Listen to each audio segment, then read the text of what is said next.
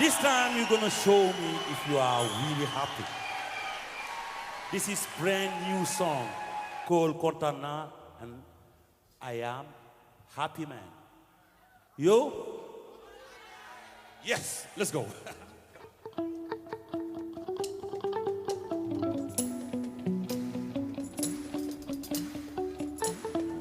Thank you, Freiburg.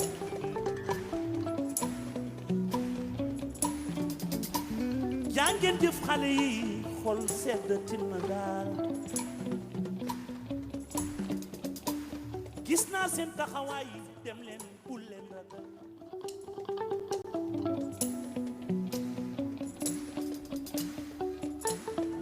thank you Freiburg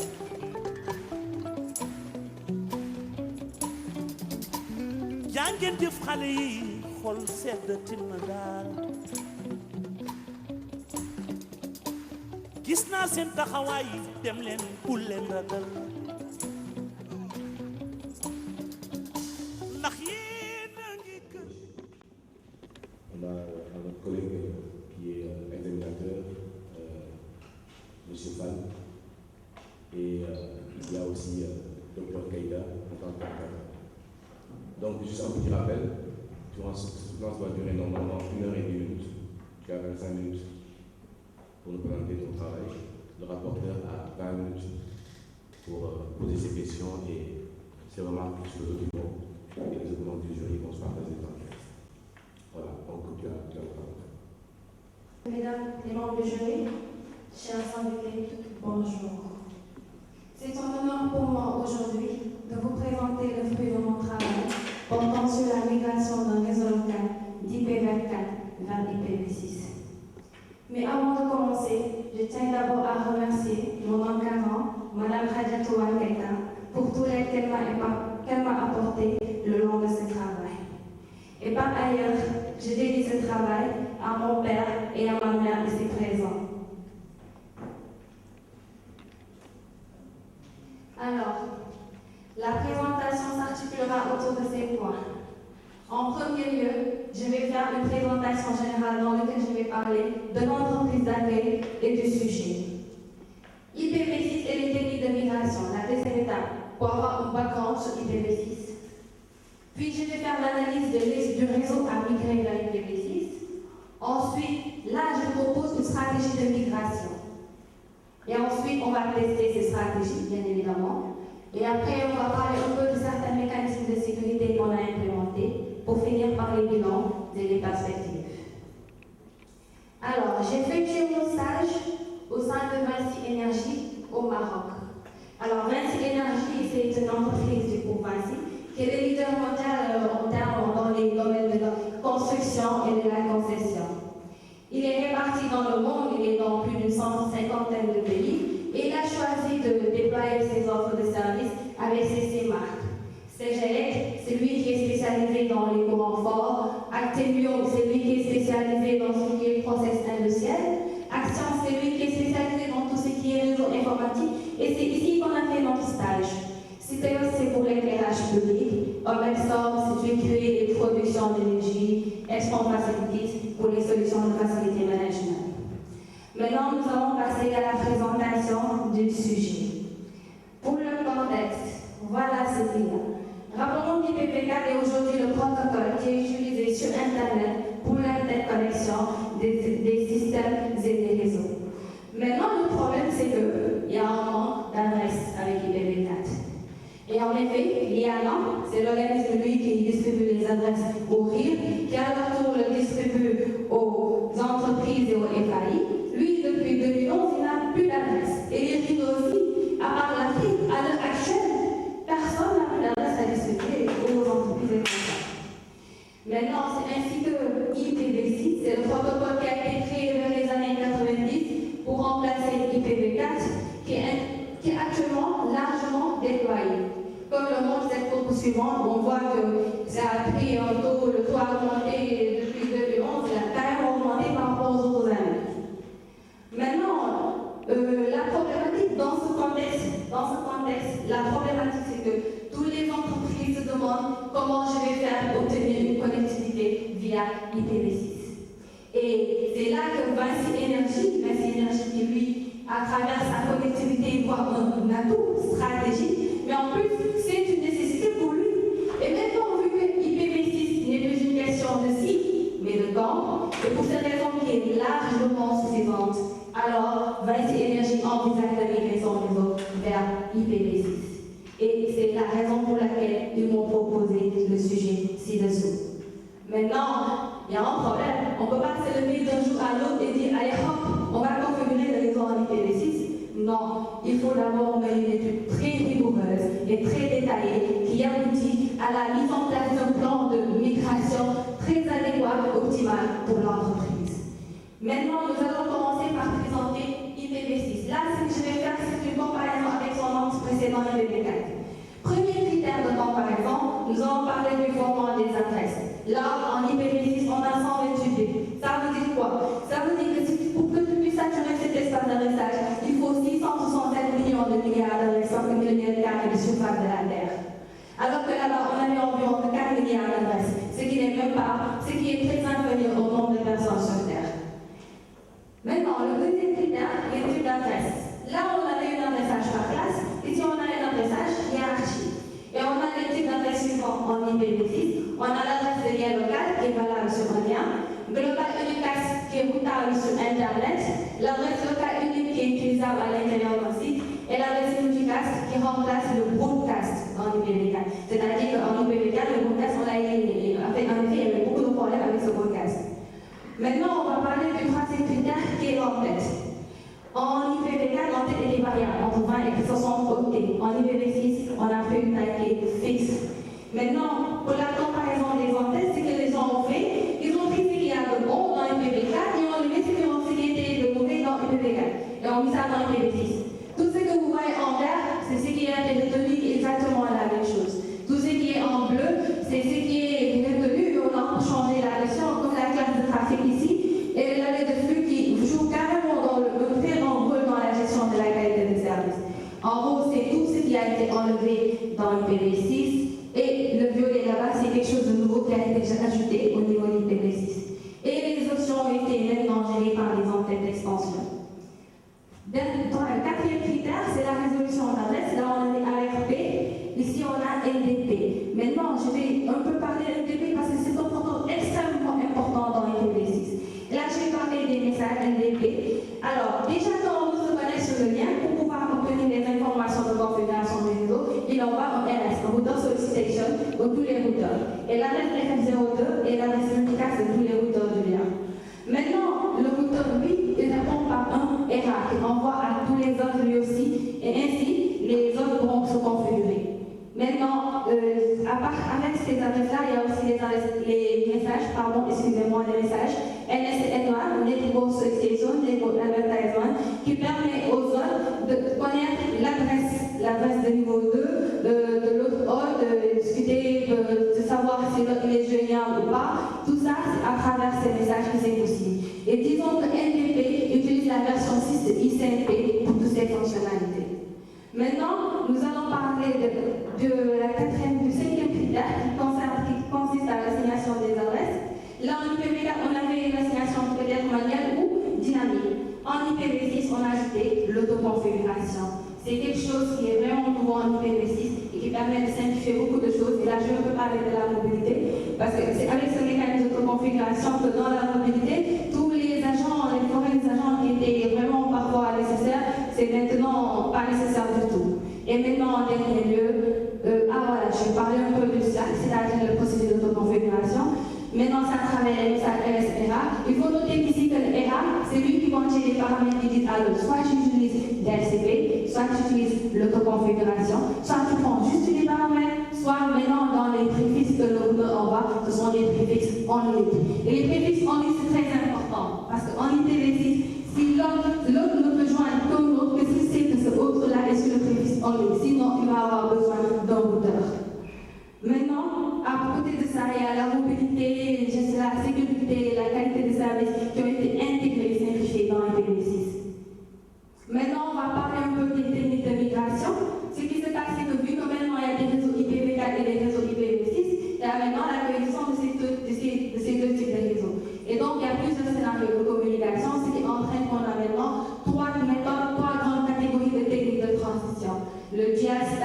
Le diastack, c'est une technique qui permet, en fait, au niveau de l'autre, tu vas faire en même temps IPv4 et IPv6. C'est qu'il y a pour avantage quoi? Donc, l'autre, il a une connectivité, une très grande connectivité. Ça veut dire si je parle avec quelqu'un en IPv6, je ne parle. Je parle avec quelqu'un en IPv4, je ne parle. J'ai pas de problème.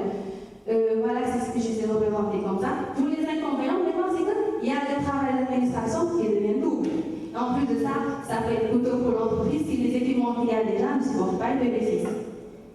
Alors, deuxième catégorie, le tunneling. Le tunneling, ça consiste en quoi? On encapsule le paquet IPv6 dans un paquet IPv4. Sauf dans le cas du réseau, on encapsule dans un datagram UDP.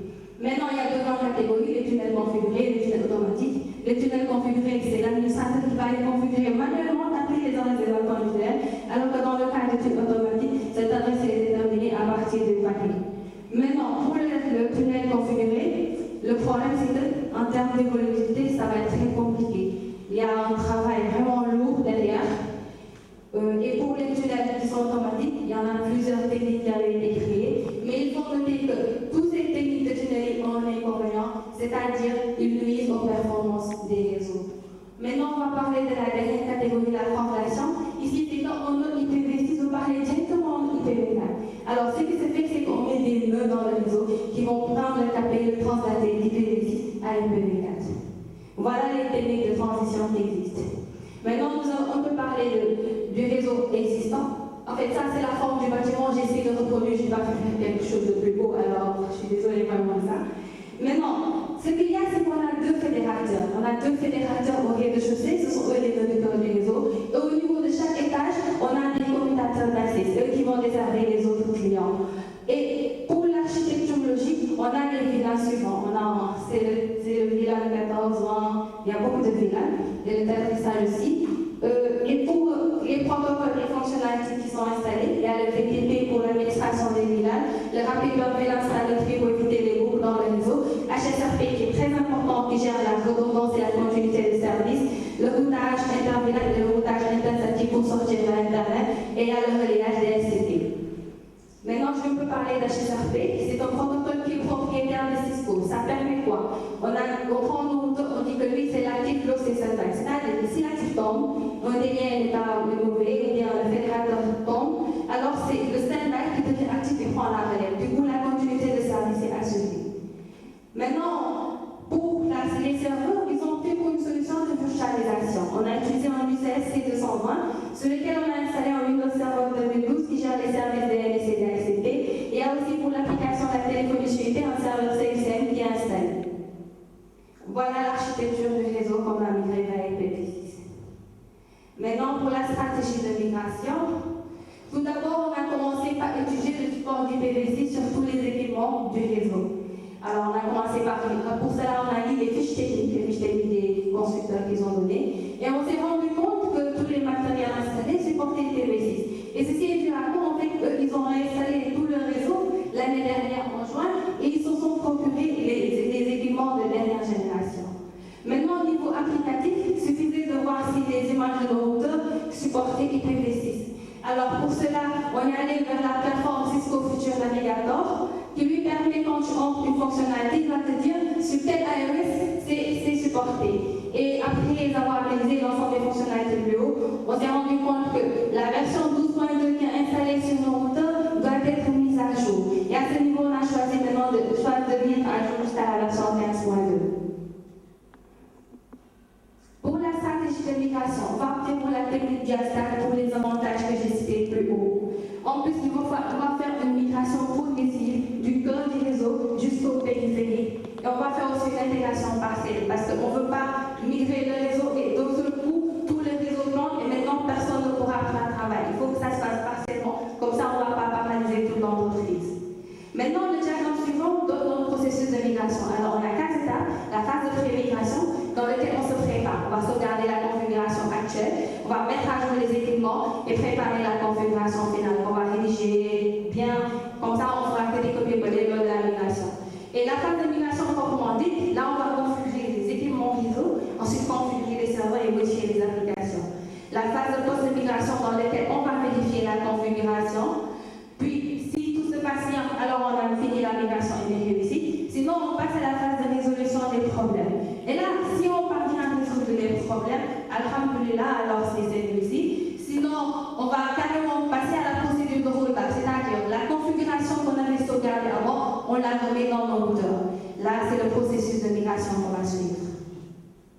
Alors, pour la mise à jour, c'est une étape importante car il ne faut pas paralyser le réseau. On va profiter des fonctionnalités installées. Au niveau des fédérateurs, on va profiter de HSRP. C'est-à-dire, on va mettre à jour le dérouteur pendant que l'autre assure la continuité de service. Et au niveau des commutateurs d'accès, puisqu'il y a le FlexStat qui est utilisé, en fait, le FlexStat, c'est une méthode qui permet de prendre tous nos commutateurs d'accès en faire un de façon logique. Et finalement, on pourrait gérer la continuité de service comme ça. Pour le plan d'adressage, alors, on va choisir une adresse unicast globale, c'est-à-dire une adresse qui est routable sur Internet, vu que nos autres à l'interne doivent accéder vers l'Internet. Alors, le préfixe là, 2001-288-9999, c'est le préfixe de Maroc Télécom. En fait, le Maroc Télécom, c'est l'opérateur de Vélan de bas, eux, ils ont un contrat avec Maroc Télécom. Ce qui m'a laissé un SLA de saisie, c'est-à-dire que j'ai saisi pour pouvoir paramétrer les réseaux que j'avais précédemment. Alors, je choisis de faire quoi? Je choisis dans ces saisies-là de faire une correspondance entre l'adresse IPv4 que j'avais avant et l'adresse IPv6. Du coup, l'adresse 10.33.255.251.4, je vais prendre le 255 qui était le numéro de village et le mettre dans le SLA proprement dit. De la même chose, parce que là c'était slash 24, donc c'est simple, c'est la même chose que je remets dans le SLA. Mais là où c'est un préfixe qui est inférieur à 24, là je vais prendre en compte le 1 de plus, et ça c'était mon FD là-bas, contrairement à l'FD là-bas. Maintenant, pour l'estimation des adresses, et comme maintenant on a une nouvelle quelque chose de nouveau qu'on peut utiliser le Slack, on va se dire, là on peut utiliser DHCP, est-ce qu'on ne peut pas utiliser Slack? Alors, dans le village 14, 120 210, des user admin, les utilisateurs doivent accéder à Internet. Alors, on a un peu débattu sur ça. Si on utilise Slack, alors que ce dernier, il y a l'adresse MAC de la machine qui est intégrée dans l'adresse, il y a des problèmes de sécurité. Alors, mieux vaut qu'on utilise DHCP. La solution, c'est DHCP. Pour le village 20 PEP user, là au début, on avait choisi Slack. On s'est dit, on ne sort pas, on est en interne, on fait que téléphoner. On peut utiliser Slack. Mais en un moment, il y a quelqu'un qui voulait nous dire, et si on voulait, alors que nos systèmes se communiquent entre eux, ils vont sortir. Et là, on a réfléchi, là, on ne sait pas en problème, on va utiliser DHCP. Et d'ailleurs, il y a des informations de configuration qu'on doit passer au téléphone, et c'est mieux d'utiliser DHCP pour le faire. Finalement, la configuration retenue, c'est d'utiliser DHCP. Pour la configuration du réseau, d'abord, on a apporté quelques modifications. Parce que dans la configuration du permis à sanité, on s'est rendu compte qu'il y a le fédérateur 1 qui supportait toute la charge du réseau. Il n'y avait pas d'équilibrage de charge. Pendant que l'autre, en fait, il dormait. Alors, ce qu'on propose, c'est que maintenant le fédérateur 1 bosse et le fédérateur 2 aussi bosse. C'est-à-dire, on fait un équilibrage des charges. Et pour au niveau des fédérateurs, ce qu'on a configuré, c'est-à-dire qu'on les voit que le niveau 3 qui vont tout à fait changer, on a HSRP. Alors, HSRP, c'est la version 1 qui est configurée actuellement sur les routeurs, mais la version 1 ne supporte pas, ne peut pas gérer HSRP pour IPv6. Donc, on est passé à la version 2. Maintenant, la version 2, on a là aussi on a deux possibilités, soit de le générer, ou bien de le fixer. En général, c'est une adresse de lien local, mais l'IAI, c'est une adresse qui est dérivée de l'adresse MAC budget. Et le problème pour l'intégrer ça, on s'est rendu compte que quand on le génère, dans tous les villages, c'est la même adresse budget qu'il donne. Alors, on s'est dit qu'on allait fixer l'adresse. Là, on avait deux possibilités, soit de mettre une adresse d'éducation globale, soit de mettre une adresse de lien local. Alors, on s'est dit, mettre une adresse d'éducation globale, alors que c'est juste au niveau entre deux là et entre commutateur d'accès, ça peut être du gâchis. C'est vrai, on a beaucoup d'adresses, mais pourquoi faire ça alors que l'adresse de lien local permet de gérer tout ça. Donc, je prends une adresse de lien local et je choisis de le mettre de la forme suivante. C'est-à-dire, je mets le numéro de lien. Il y a ici aussi qui est déterminé à partir de l'IPv4. Pour le routage et statique, c'est la même procédure qu'avec l'IPv4. Et le relayage, il faut juste préciser l'interface de relayage. Pour la migration des serveurs, le serveur DNS, c'est lui qui permet en fait de faire la correspondance entre les domaines. Il y a l'enregistrement AA, qui doit être changé par l'enregistrement AAA, et le domaine in.in-addr doit donner le nom implicite à APA. C'est-à-dire quoi? C'est-à-dire que dans notre serveur DNS, on va créer les enregistrements pour tous les enregistrements existants avec AAA et IP6.APA. Maintenant, pour le serveur DHCP, on avait deux possibilités, soit sans état avec état, mais comme on l'a dit précédemment, on va donner aussi des informations de configuration, mais aussi l'adresse, donc on va utiliser avec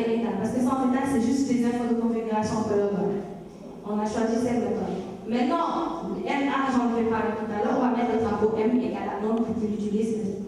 Ah, c'est ici qu'on a eu un problème, parce qu'actuellement, pour préciser l'option TFTP dans le village, là on va dire au téléphone, allez vers le serveur TFTP pour récupérer votre configuration. Ce n'était pas possible de le faire à niveau de serveur. Donc ici, ce qui se passe, c'est quoi? C'est que les autres, avec leur connectivité IPv4, ils peuvent savoir où est le serveur, avec IPv6, ils peuvent communiquer. Maintenant, pour la téléphonie IPv6, alors là, on utilise la solution Cisco Unified Communication. Et lui, il nous dit clairement, il se dit clairement, moi, ma solution pour l'instant, tu peux l'utiliser en VSAT, mais pas en IPv6 en ligne. Et là, donc, du coup, genre, comme on avait dit tout à l'heure, on voit maintenant carrément le problème qui se posait. Donc, c'est vrai que déjà, on avait un problème pour le serveur TFTP. Donc, ça veut dire que pour la téléphonie IPv6 actuelle, si on avait à basculer IPv6, ça ne fonctionne pas. Donc, on resterait en VSAT. Alors, ce qu'on a à faire, pardonnez-moi, pour la téléphonie, on va activer IPv6 sur le serveur CVSCM et changer la configuration des téléphones. Voilà ce qu'il y a comme plan de migration.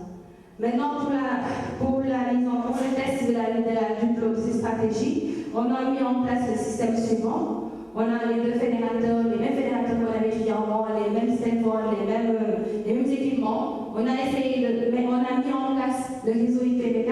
Ensuite, on a migré vers IPv6 en suivant le processus défini précédemment et en définissant toutes les étapes de mise en œuvre pour être plus organisé lors de la migration.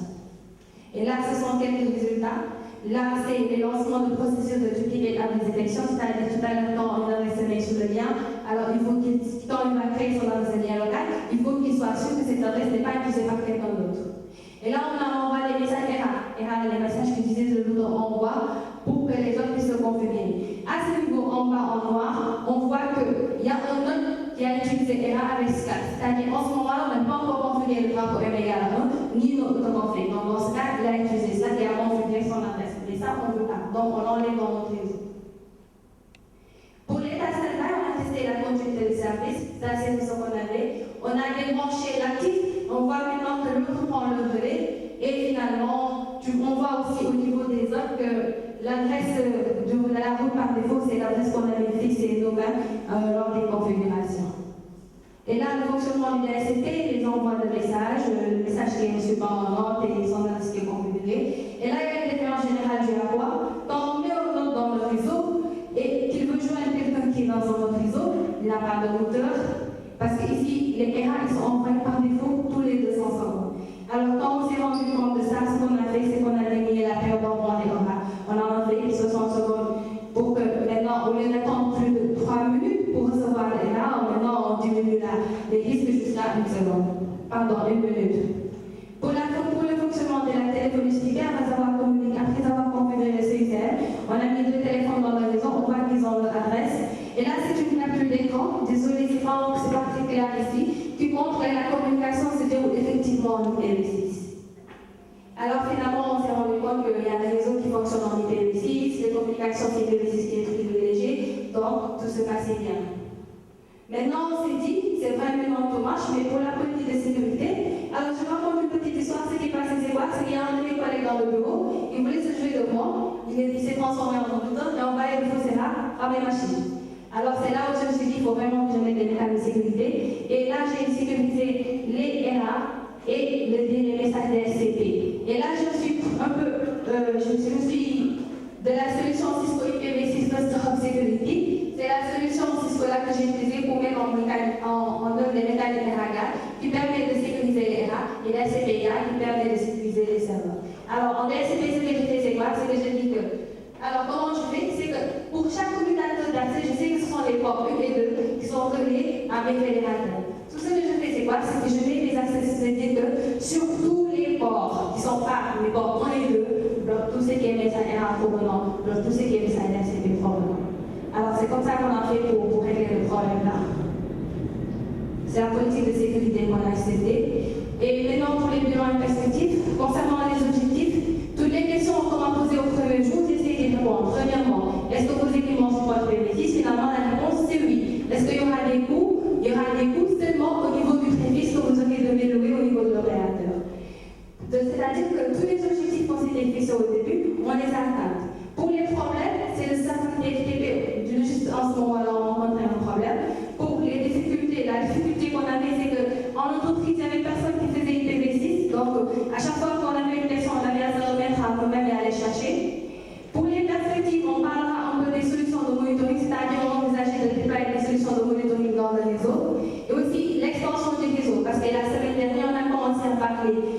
groupe Vinci qui gère l'ensemble des fonctionnalités, beaucoup de fonctionnalités de notre réseau en interne.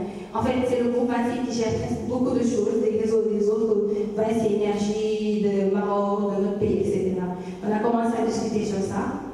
Pour les apports, alors il y a des apports personnels, il y a des apports aussi professionnels.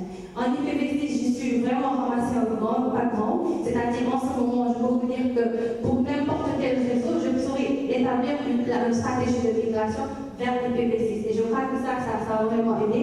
Et pour les apports professionnels, genre en entreprise, j'ai découvert un autre milieu autre que l'école, c'est pas vraiment de la même façon que ça fonctionne. J'ai vraiment beaucoup appris. On m'a beaucoup testé, ça, je vous assure. Et maintenant, alors là, je me dis, bon, c'est vrai que j'ai appris IPv6. Alors pourquoi je ne peux pas dire que bon, je vais être consultant pour les entreprises quand elles voudraient migrer vers IPv6. Merci de votre aimable attention.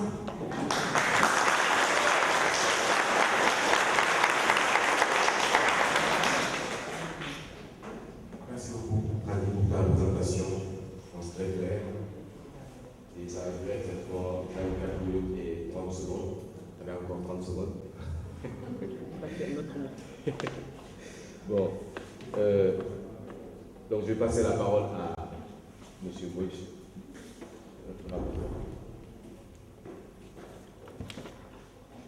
Merci, Monsieur le Président.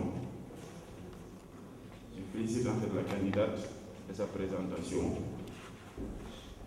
Et on va aller en fait directement en fait, au niveau du rapport en fait, étaler en fait le rapport du document. S'agissant en fait du mémoire de Mademoiselle Diop, elle a commencé par une introduction et le document est composé en fait de 3 parties. Dans la première partie, on en trouve un chapitre sur la présentation générale du lieu de stage. Dans le deuxième chapitre, elle nous présente l'état de l'art, où elle décline en fait les limites d'IPv4 et présente en fait le protocole IPv6.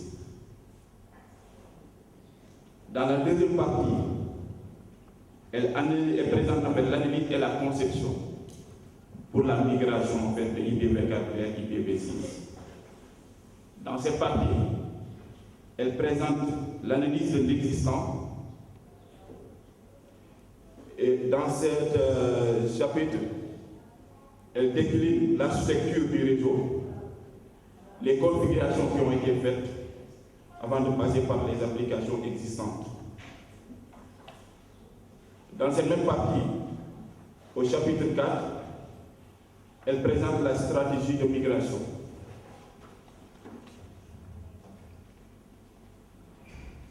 Dans laquelle elle choisit en fait la technique de migration DLSTAP,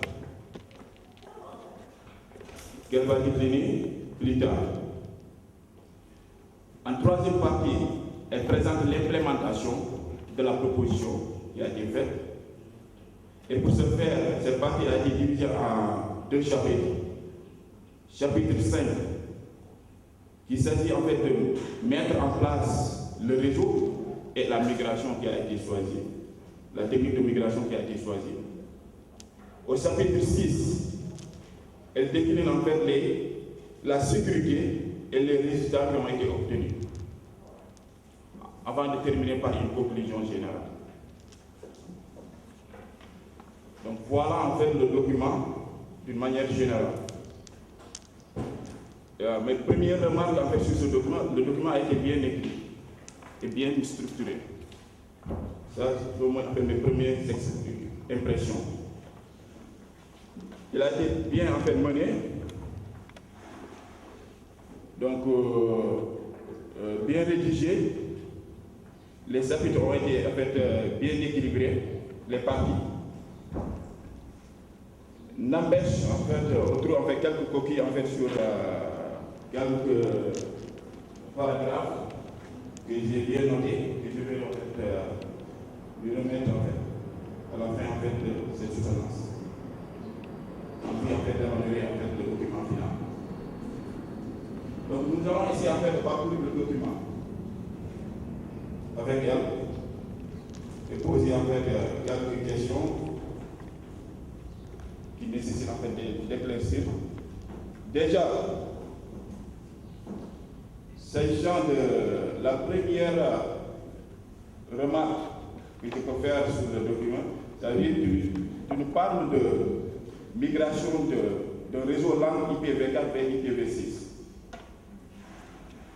Donc il y a deux protocoles, IPv4 et IPv6. Mais la première question que je me pose en lisant le document, c'est que je n'ai pas vu en fait dans tout le document, même dans la présentation, le IPv5. Je n'ai nulle part entendu en fait IPv5. Ça n'existe pas où. Ok. D'accord. Tu nous parles en fait d'IPv6. Est-ce que ça n'existe pas ou quelle est votre impression? Alors, IPv5, ça n'existe pas. Bon, c'est pas que ça n'existe pas, mais ils avaient commencé à travailler avec IPv4 sur une autre solution. Maintenant, cette solution, ça n'a pas donné naissance à vraiment quelque chose. Et là, ça a été réservé pour autre chose que pour IPv6. Donc, finalement, la version qui suit la version 4, ce n'est pas une version 5 parce qu'elle est réservée pour autre chose, mais pour là, c'est la version 6 qui en suit. C'est autre chose, c'est. Alors, j'ai oublié le nom de lecture, je suis vraiment désolée, je m'en excuse. Ce qu'il fallait noter, c'était pour en faire des expériences dans votre laboratoire. Donc, qu'est-ce qu'il fallait en fait noter dans le document, dans l'état de l'art, présent IPv6, il fallait vraiment relater en fait cette histoire. Donc, il y avait IPv5.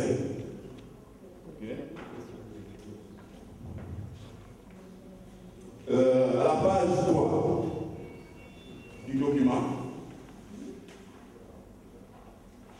c'est une erreur normale. À la fin, tableau, la liste en fait des tableaux. On voit en fait le nom le titre en fait de la liste qui apparaît ici. Donc il faut le remettre à la page suivante.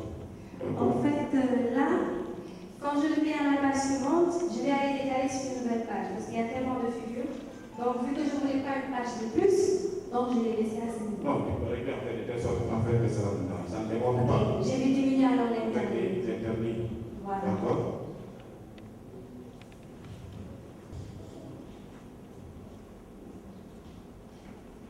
Au niveau de l'état de l'art, le chapitre dénommé en fait l'état de l'art, il y a une partie importante, je suis c'est très importante, que tu as renvoyé au niveau de l'annexe. C'est la partie où tu décris en fait les tunnels, les techniques de tunneling qui existent. À la page 24. La page 24. Les mécanismes de tunneling étudiés sont présentés à l'annexe A. C'est une page très importante du document que tu renvoies à l'annexe. Tu dois l'intégrer au niveau du document. Ok? Et parce que ça va te permettre en fait de faire mon choix.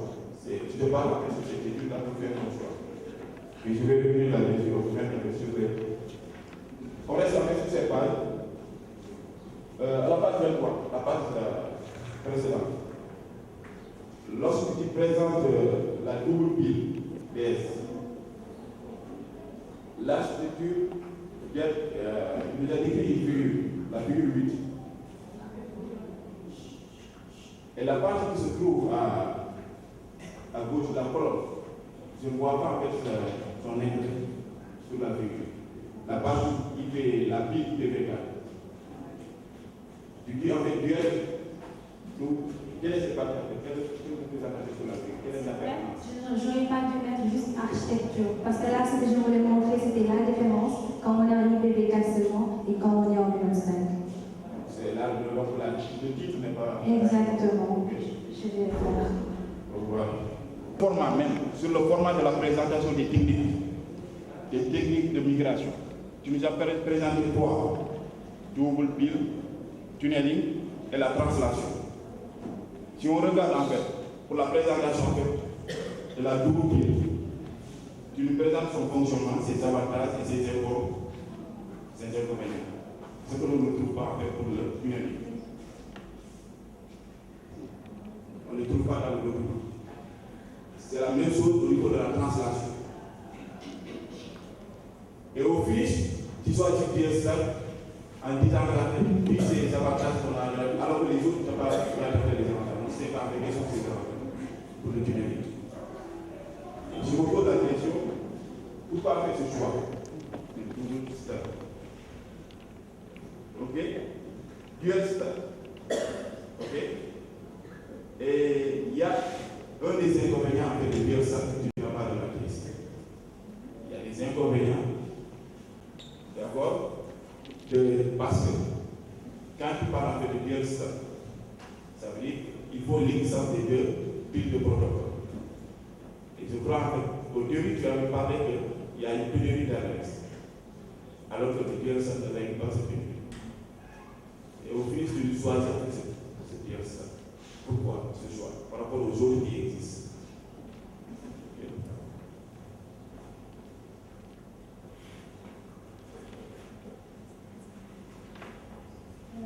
Merci. Alors, je vais commencer par la dernière question. Pourquoi le choix de dual stack? Alors, j'ai bien cité les avantages de dual stack. C'est vrai qu'avec le dual stack, si tu n'as pas l'adresse IPv4, là, ça ne règle pas le problème. Maintenant, moi, j'ai choisi la solution dual stack parce qu'on a déjà les adresses IPv4.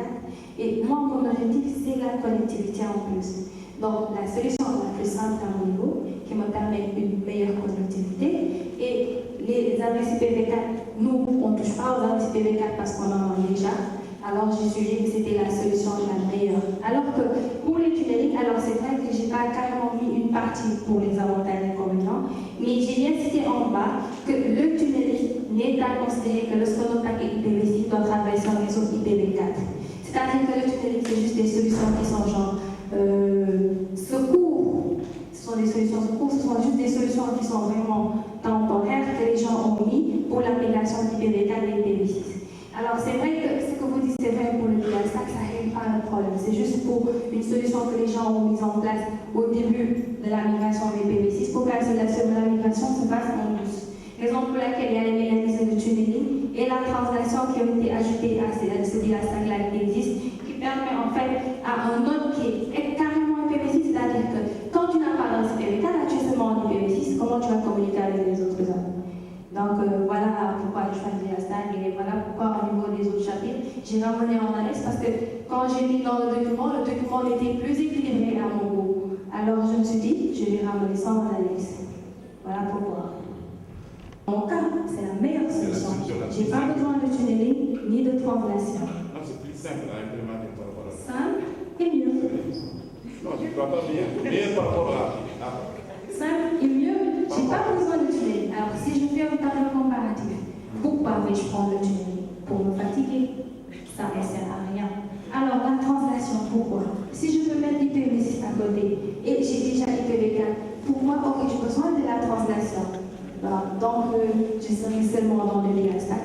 Et c'est suivant l'évolution. Alors, parce que suivant l'évolution de l'entreprise, suivant l'évolution du cours d'IPv6 et d'IPv4, si un beau jour on s'est réveillé par le IPv4, parce qu'en fait, l'intérêt même pour Vinci Énergie de migrer le IPv6, c'est que lui, il a des objectifs d'expansion, c'est-à-dire il crée des sites un peu partout dans le monde. Donc, s'il va quelque part, alors là où il n'y a pas d'adresse IPv4, là, je n'ai pas besoin de tunnel avec les autres, mais s'il y a deux réseaux IPv6 et IPv4 seulement qui peuvent communiquer, là, je n'ai besoin de tunnel. Mais dans mon cas, j'étais dans un LAN, je n'étais pas dans un WAN. La seule solution qui me semblait la plus juste, c'était le dual stack. Non, madame. Quand tu dis en fait un LAN, le LAN appartient à un site. D'accord? Il peut déployer en fait son LAN purement en fait IPv6 sur IPv6. Oui, mais en fait, le LAN, il est déjà déployé. On est en IPv4. On peut être migré totalement sur IPv6, ça ne pose pas de problème. Voilà. Là, je crois qu'il y a un problème. Oui. Nous, on ne veut pas migrer directement vers IPv6 parce que c'est risqué à l'heure actuelle. On a déjà vu le tour, il y a peu de réseaux qui ont migré vers IPv6. Et d'ailleurs, en fait, c'est la raison pour laquelle, à leur niveau, ils sont toujours réticents. Ils sont en train de faire des études et des tests, mais ils sont toujours réticents à déployer IPv6 dans leur réseau. Donc, moi, c'est mon problème, en fait. Quand je me dis, en fait, c'est la meilleure solution. Et je ne vois pas de comparaison. Il n'y a pas un tableau de comparaison dans le document. C'est vrai. Il n'y a rien comme avec qui nous permet en fait, de dire qu'en fait, c'est la solution meilleure par rapport aux autres. Tu ne l'as pas en fait présenté aussi au niveau en fait, de la présentation. Donc, elle est meilleure par rapport à quoi? D'accord, nous nous en Ça, c'est mon problème. On va l'ajouter. On va l'ajouter.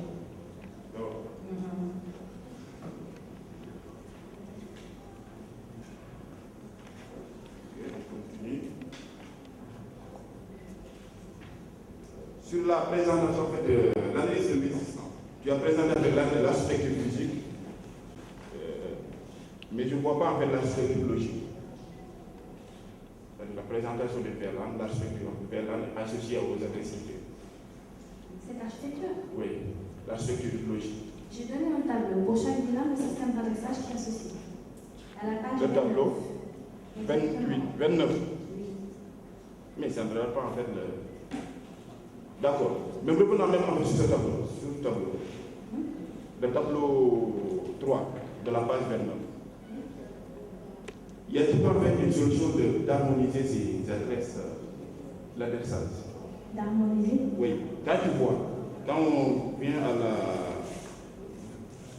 vers l'année 14, 20, 50, 54, tout ça sont avec des masques slash 23. Tu sautes, tu vas avec le slash 24. Tu reviens au slash 23. C'est-à-dire qu'il y a une perte d'adresse ici. Si tu regardes, tu pouvais en gagner en termes d'adresse, je ne sais pas. Est-ce que tu as proposé au finish après avec l'étude de l'existence? C'est ce qui existe, c'est ce que tu as trouvé avec sur place. Oui. Maintenant, dans la suite, est-ce que tu as présenté en fait un découpage qui permet en fait d'optimiser cette adresse? Est-ce que j'ai essayé de proposer une autre méthode de découpage? Oui, d'autres méthodes en fait. Non, du tout. Alors là, je n'arrive pas à suivre. Est-ce que vous pourriez un peu m'expliquer ce que vous voulez dire? Si tu veux en fait le découpage, à l'âge sur 54, ça veut dire 54. Oui, après il y a les stages 24. Oui, vers 54. Alors, là, quand je lui ai demandé pourquoi il y avait des stages 23 à stages 24, ils m'ont répondu que c'était par rapport au nombre de machines, au nombre de lois communiquées. Donc, il y avait quelqu'un d'autre qui gérait ça. Donc, je me suis dit, et malheureusement pour nous, j'ai fait juste quelques jours avec lui et il m'a décidé quelques jours après que je sois arrivée. Donc, on n'a pas pu un peu d'étapes pour ces stratégies par rapport à tout ça.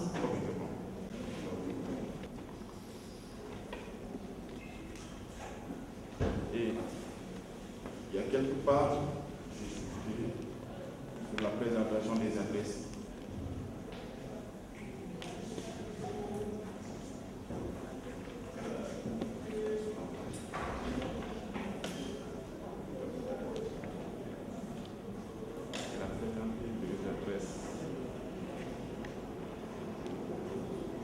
La page 17 et 18, page 17 et 18, entre 17 et 18.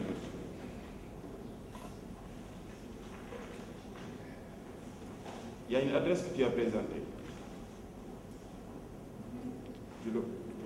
Tu l'as remarqué, l'adresse 2001, que tu essaies en fait de réduire en fait l'écriture à la page 18. 17 et 18. Ah, il y a ça que j'ai oublié. Ah, désolé. Je vais changer ça. Donc ça, tu as évité en fait. Oui, c'est vrai, parce que c'était une discussion et une explication, c'est vraiment une erreur. D'accord. C'est à corriger. Vous avez utilisé des équipements Cisco. Oui, on a utilisé des équipements Cisco. Totalement. Tout ce qu'ils utilisent, ce sont des solutions. Des solutions Cisco. Des solutions Cisco. Seulement Cisco. Tout ce qu'ils font. Et ça vous rend dépendant de ce fournisseur. Et c'est ce que j'ai pas aimé, c'est vraiment quelque chose que j'ai pas vraiment aimé là-bas.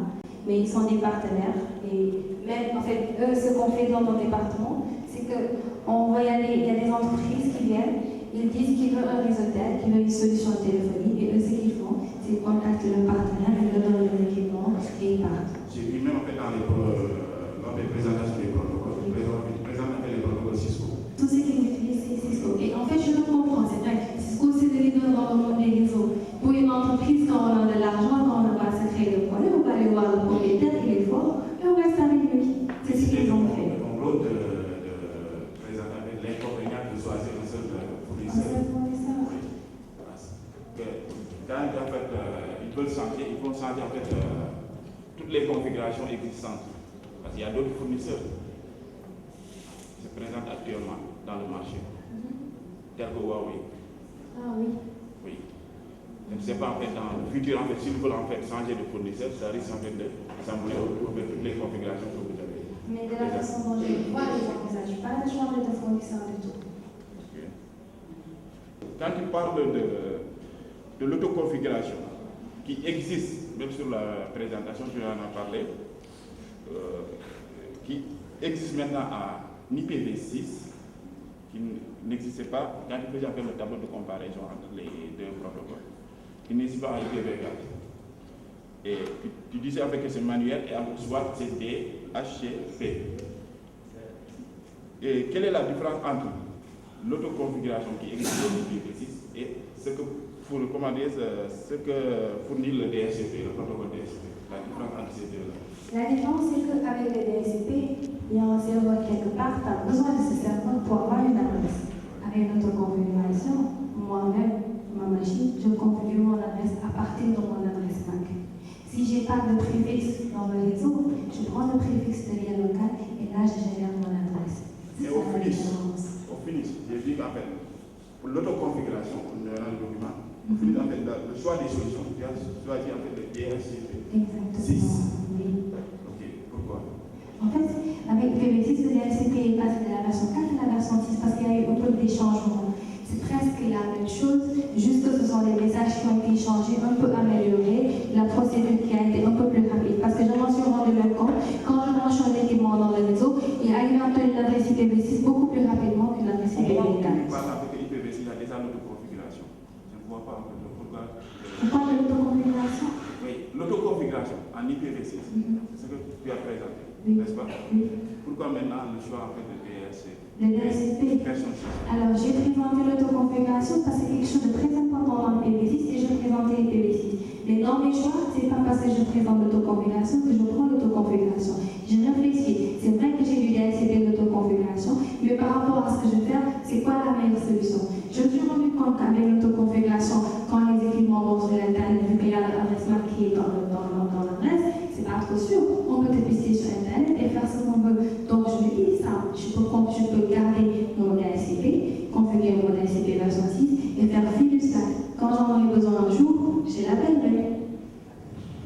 Merci, monsieur le Président. C'est vraiment une question.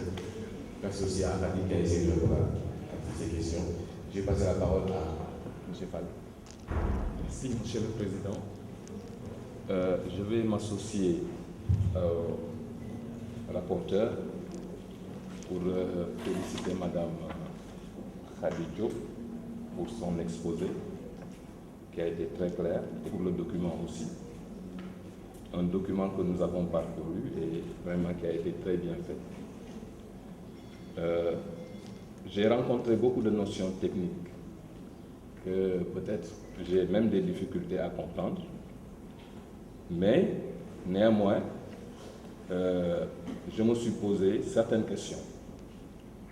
D'abord sur le plan des aspects économiques. Voilà, je me suis posé la question de savoir quels sont les aspects économiques, par exemple, de cette migration. Ensuite, sur le plan des fonctionnalités, IPv4, IPv6, donc après avoir fait le travail et fait les tests, quels sont les problèmes qui ont été rencontrés au niveau des fonctionnalités et quelles sont les solutions envisagées. Ensuite, j'aimerais aussi savoir, toujours sur le plan de l'application, si elle a été mise en œuvre. Est-ce que sur le plan statistique, que pouvez-vous dire des performances, par exemple, après la migration? Voilà. Donc, c'est ces trois questions-là que j'avais à poser. Voilà, merci. De la migration dont on a parlé au début, il y avait le premier aspect, c'était par rapport aux équipements. Si les équipements n'étaient pas compatibles avec IPv6, il fallait envisager leur changement. C'était le premier aspect. Le deuxième aspect, c'était l'aspect par rapport au prix du préfixe.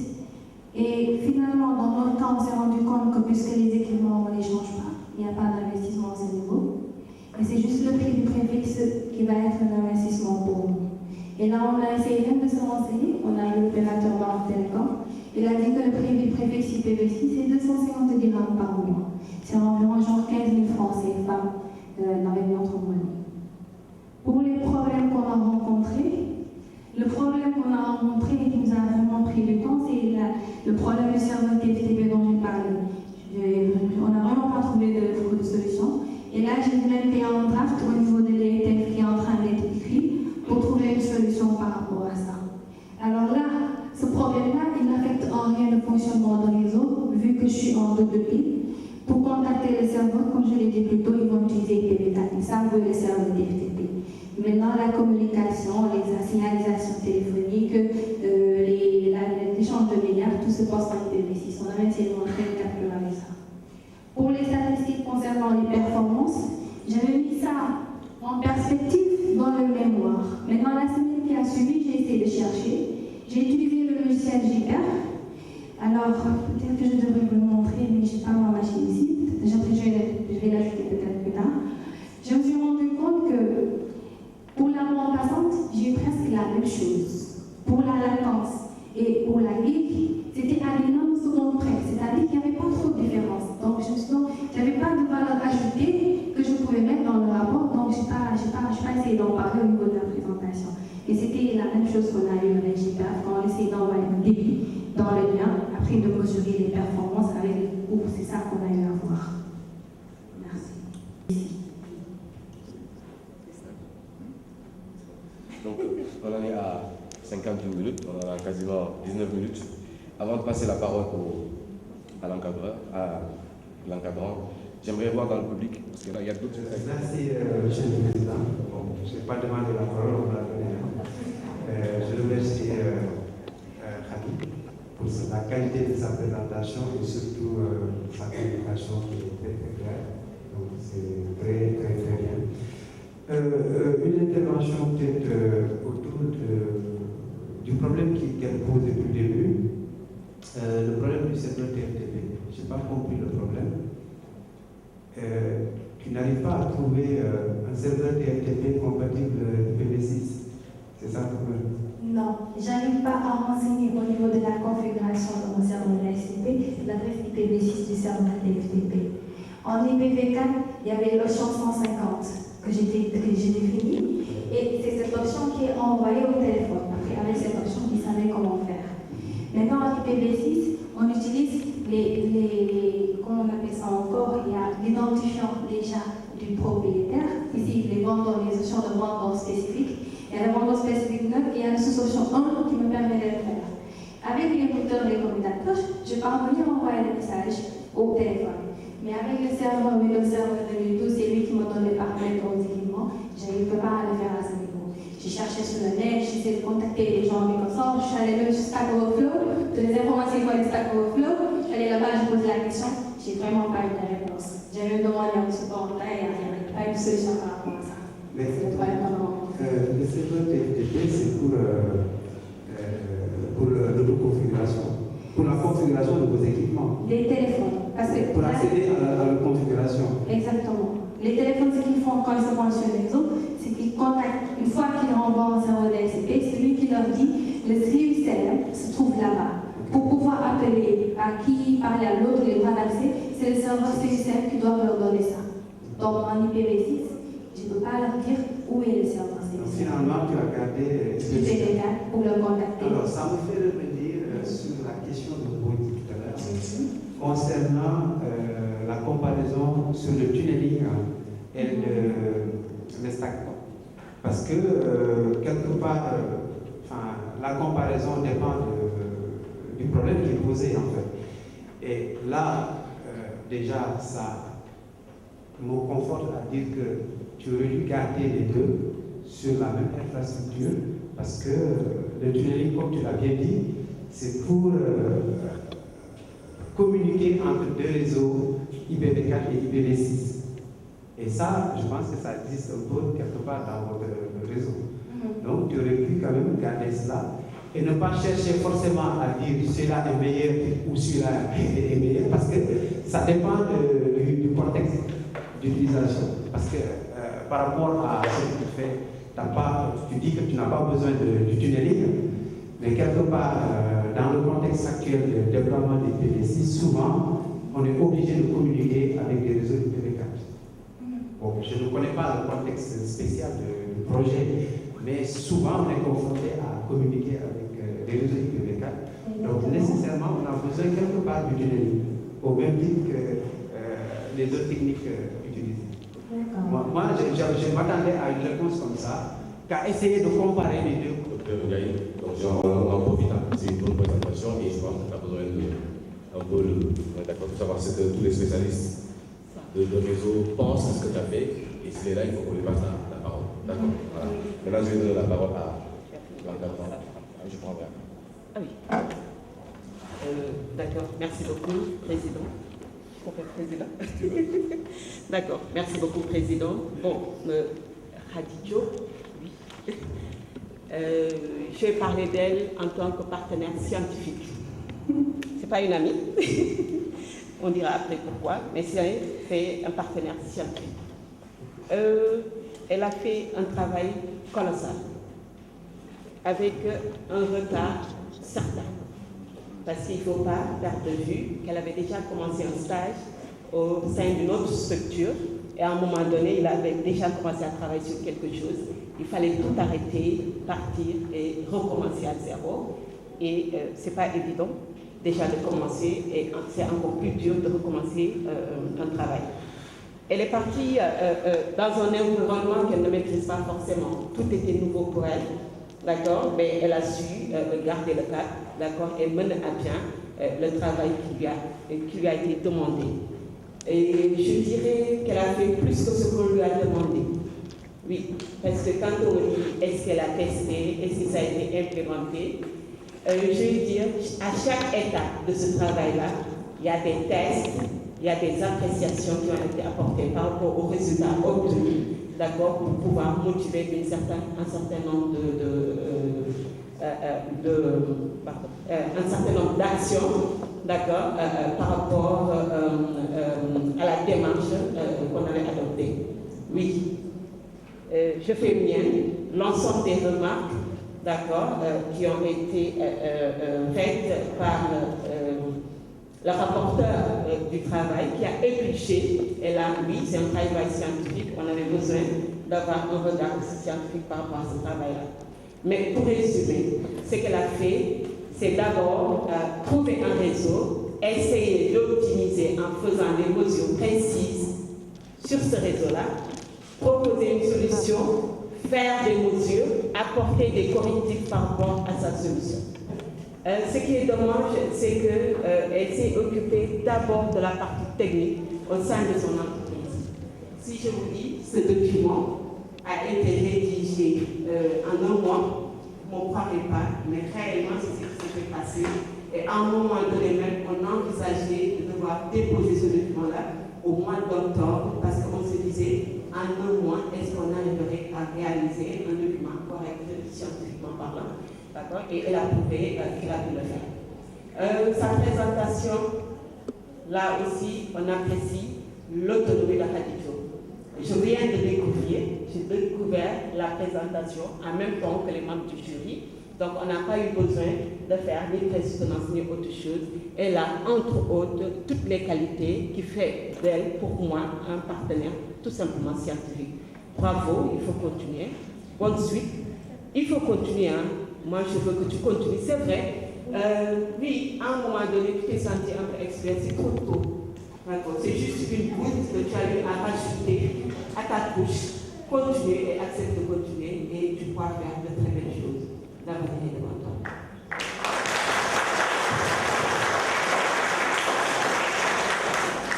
Merci, docteur Wang, pour ce témoignage. Bon, donc,